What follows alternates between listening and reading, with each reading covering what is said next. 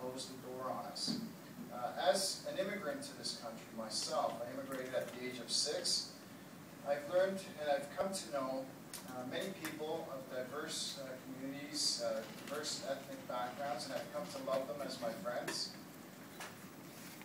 And I'm very passionate about our community, about my family, and about myself. I believe in myself, I believe in our community. There's a lot of good within our community, within our multicultural community. And there's no reason why we can't get things done the way we say we're going to do them.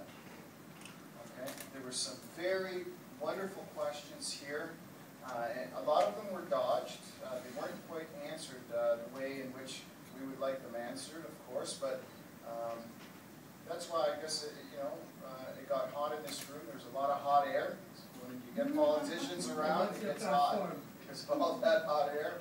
Well, what's your platform? But nevertheless, our platform is a 5-point plan. And I encourage everyone to take a look at the Green Party platform because it's one of the most progressive platforms that exist. You may go to gpo.ca to see the complete platform, and if you have any questions whatsoever, I'm here to assist in any capacity. To outline briefly, I'm sorry, what is it? gpo.ca. gpo.ca. And as you know, the mainstream media continues to choose to black us out of all the debates. We've had over 500,000 voters in the last provincial election. That's 500,000 Ontarians are getting blocked out. If this was to happen anywhere else in the world, we'd probably be sending our army there to liberate those 500,000 people.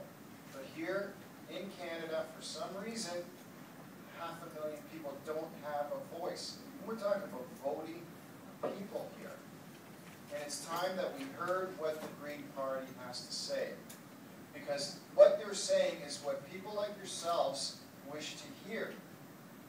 We're not talking about what corporations want. We're talking about what the good citizens of each and every community want. And we believe in grassroots democracy. That's one thing that differentiates ourselves from the old school parties. Because we've given everyone else an opportunity to prove themselves. And every time we've given them an opportunity, we've got a good kick in the butt once they've been in. Over and over again. We've given the Liberals an opportunity, and they're still saying, elect us this time and we'll get things done. Well, you know what? I ask everyone to pause for a moment, stop listening to what we're going to do in the future, and think about what's been done in the past.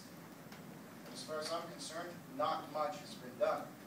And that's a problem, because many young individuals who are going through university are finding it difficult. And these are our children. I have a young child that's just started junior kindergarten, and I'm thinking, what is his future here? We immigrated here for an opportunity. And I'm finding that many of our children are having to immigrate to places that are more progressive in thought, that are investing in renewable energies. We didn't immigrate here so that our children can immigrate somewhere else. We want them here with us. And it's a great problem when first and foremost they can't even afford the education here because prices have gone up astronomically since I was going to school. And it's unprecedented that these children who have just indebted themselves with $40,000 plus, depending on their courses, only have a part-time job serving coffee or flipping hamburgers. And that's the only available job for them after they've received their degree. It's unprecedented, and I think it's time for a change. And one of the reasons why I chose to run with the Green Party is because I believe, just as someone who immigrated to this country will work the hardest for any individual, I believe that the smallest party will always work the hardest to prove themselves. someone who's never been given an opportunity will always work most diligently to make their cause and to prove their point. Our 5-point plan, beginning with number 1, is creating jobs for a 21st century economy.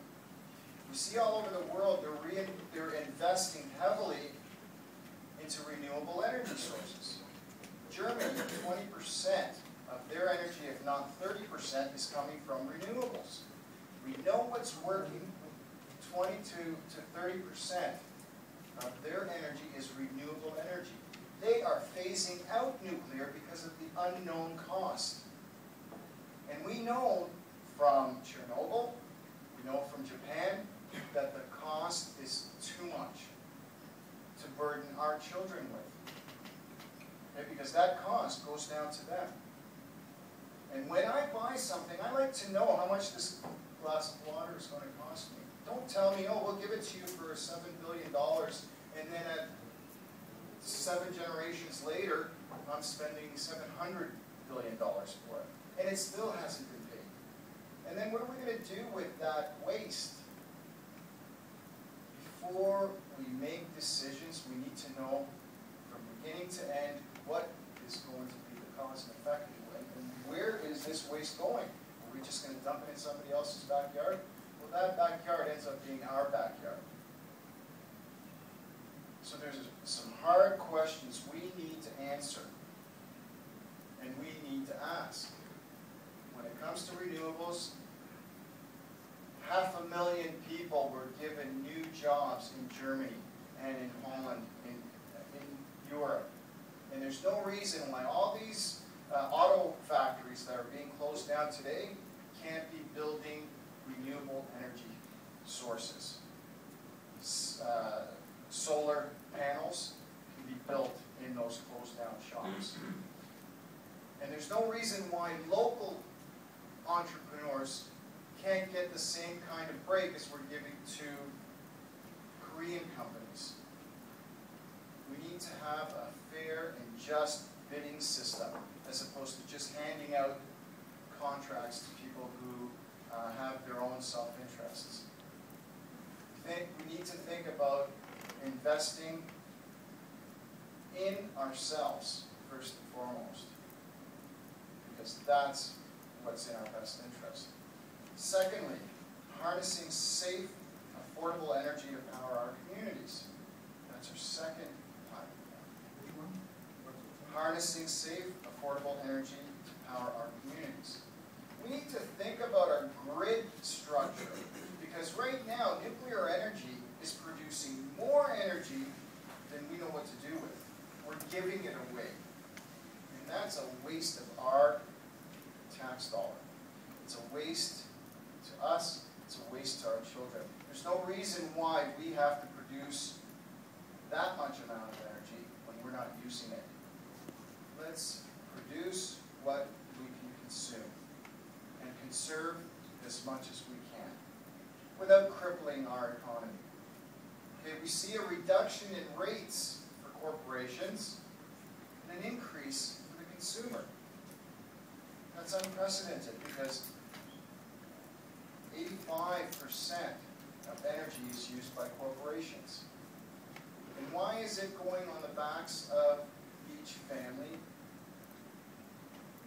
by having to pay an increase in prices? You know, last month I was taking a look at my bill, my hydro bill, and I'm sure you all look at it as well.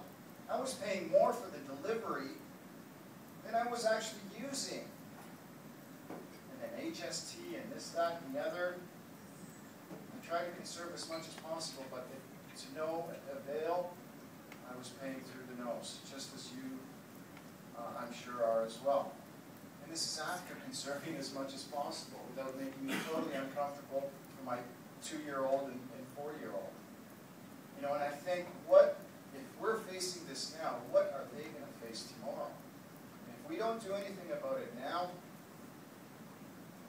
then we may as well just listen to the same old song and dance and pretend that we could have done it better.